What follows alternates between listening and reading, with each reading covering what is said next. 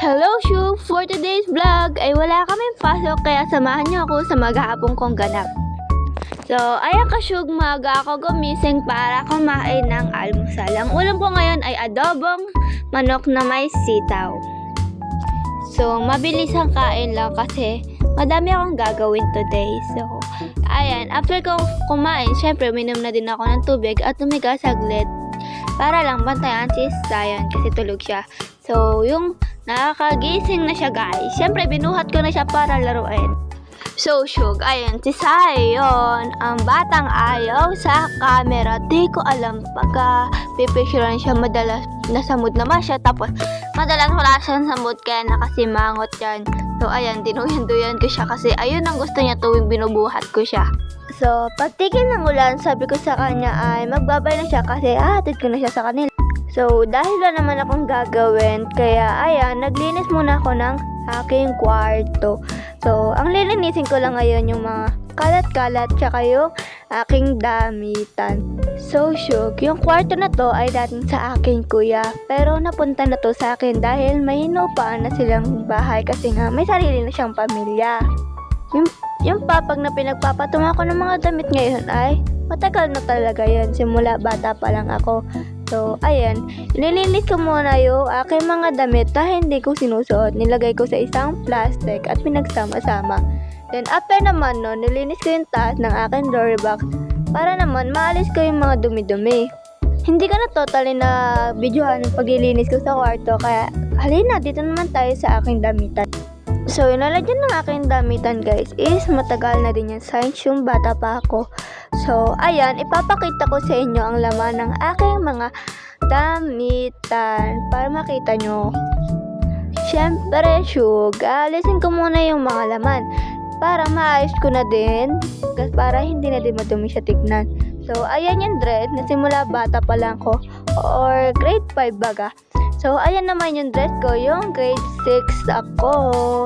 So, hindi ko na din na-videohan yung iba kasi na-delete chat eh. Hindi ko naman sinasadya yun. After kong ipakita yun, syempre, nilagay ko na din sa lalagyan ng maayos. So, pumunta naman tayo sa aking mga sambra. So, ayan, muntik pa malaglag yung aking cellphone kaya nagulat ako. So, ayan yung damit ko na hindi ko masyadong nasusuot. Anong damit? So, ayan. Galing naman siyang Japan, guys. Then, eto, Japan din. So, lahat naman yata Japan eh. So, ayan, Japan din siya galing, te. So, ayan, matagal na siya, grade 5 din. Diba? Pero hindi ko na siya masyadong nasusuot. Kasi, wala lang. So, ayan, bigay ni Tita Marcel. Kaya, thank you po. So, ayan, then, binigay lang din. Siyempre, ayan, ay bigay lang din. Lahat ay halos bigay lang. So, ayan, nilagay ko na din sa lalagyanan para hindi na din siya makalat tignan. Sa timagulo ngayon ay medyo luminis naman. So, after ko naglinis sa kwarto, inutusan ako ng aking mama na magbomba daw ako ng mga tubig sa CR namin. Then, ayan, for the go! So, yung tanghali ay umulis kami, pumunta ng Purok Uno kasi may pupuntahan kami. Pero umuwi saglit para naman makapag-aral kasi nag-send ng module yung aking teacher. Kahit wala kaming pasok ngayon, guys, syempre, pinagmo-module pa rin kami para hindi kami habol-habol sa aming subject. And then, ayan, umalis ulit kami para sunduin si mama naman. So, ayan yung Purok Uno, 'di ba? So, ayan, ako lang mag-isa, siya kasi papa din. So, yun, nasundo na namin si mama, nagpabili ako ng soft drinks. And yung pag-uwi namin naman, pumunta kami ng dinalupihan para bumili ng mga gulay-gulay at ulam. So, ayan yung dinalupihan. So, ipapakita ko sa inyo, guys, kung saan ako muntik dukutin. Oo, muntik dukutin. At diyan, noon sa dito sa park na to, guys. Muntik na ako dukutin kung hindi pa ako nakita ng nanay ko. Siguro wala na ako ngayon, no? So, lalaki kasi siya na matangkad. Kamukha ko daw yung pamangkin niya. Pero ang layo naman nun. So, ayan, pumunta naman kami dito sa bilihan ng ulam. So, bumili dyan si mama ng na bangos dyan. Tama ba? So, ayan yung bangos na binili niya. So, sa looban niya na dinalupihan, guys. Dito daw kasi yung mga mga may murang bilihin.